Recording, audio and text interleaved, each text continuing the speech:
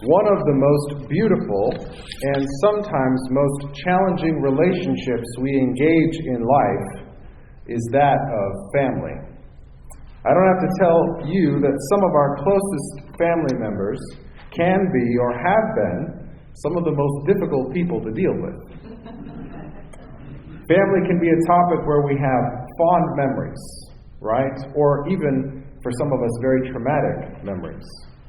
Every family story is very different. In Paul's letter to the Ephesians, in chapter 1, which we heard read earlier, Paul is writing his greeting at the beginning of that letter to the church at Ephesus. In that first section of the letter, Paul said these words, "He destined us for adoption as His children through Jesus Christ, according to the good pleasure of His will, to the praise of His glorious grace, that He freely bestowed on us in the Beloved." Later in that same passage, Paul goes on to say, "So that we, who were the first to set our hope on Christ, might live for the praise of His glory." The key word that I want to point out for us this morning is the word adoption. He destined us for adoption. Adoption is the choice to make someone who is biologically outside your family a full, vested member of your family. Adoption is really amazing when you think about it. I have several friends who have adopted children of their own, and I know others who themselves were adopted as children. Both of my grandparents on my dad's side of the family were adopted while very young children for different reasons. To be adopted means to be chosen. And Paul is saying that God has chosen us. You and me, we are adopted. God chose us. God cherishes us. This is really good news, friends, because sometimes we wonder if we belong. Sometimes we doubt whether or not we are loved. Sometimes we may be tempted to think that we're unwanted or unlovable. But Paul is saying in Ephesians 1 that the Creator of the universe adopted you. The Maker of all things chose you. You are chosen. You are cherished. Wow, right? I reread this multiple times this week, and I reread it this morning, and I still come to this passage thinking about that idea with a sense of awe. This whole family connection adoption image set up by Paul also teaches us something else. We are not alone. We are part of one amazingly large, diverse, and beautiful family. There are people in our family who speak different languages, eat different foods, sing different songs, look different than we do, and yet we're all brothers and sisters because of God's amazing love. So this adoption reality is not just for you and for me individually, it's the foundation for a community. We exist as the family of God's children.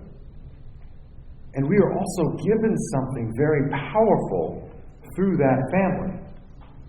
Hope.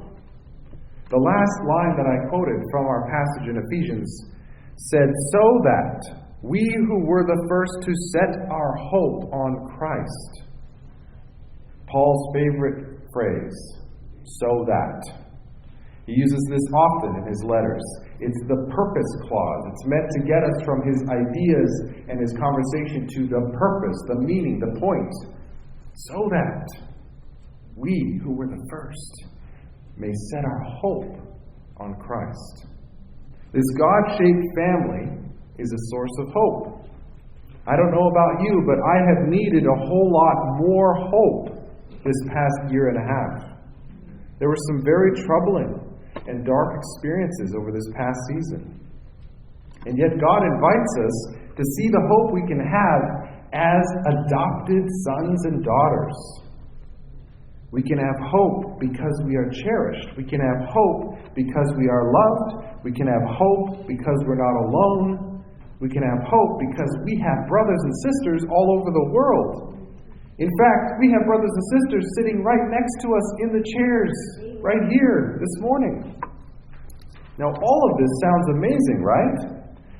But it's important to point out that even though we have this adoption and this connection as brothers and sisters in faith, it's not easy to maintain. Just like our human families require work and investment, so too does our faith family. It requires work and investment. In order for our faith family to be healthy and strong, we're called to love one another. We're called to lift each other up, encourage one another, bless one another, forgive one another. Family's tough. Family can be very tough because it means we see the brokenness in each other. When you're with your family, you know them deeply, they know you deeply. You know their messiness, they know your messiness. And God says, I see all of your messiness, and I adopt you into my family. Now see each other's messiness and love your family. My prayer for you and for me is that we would experience God's love as His adopted children. That we would give God's love to one another as God's children. That we would see each other as brothers and sisters in the faith. Remember this. This is the number one takeaway for you this week. Remember that you are adopted. You have a family. You're a part of God's family. And I pray that love for your faith family would grow today, tomorrow, and on into eternity. Amen. Let's continue by singing the hymn, Love Divine, All Loves Excelling.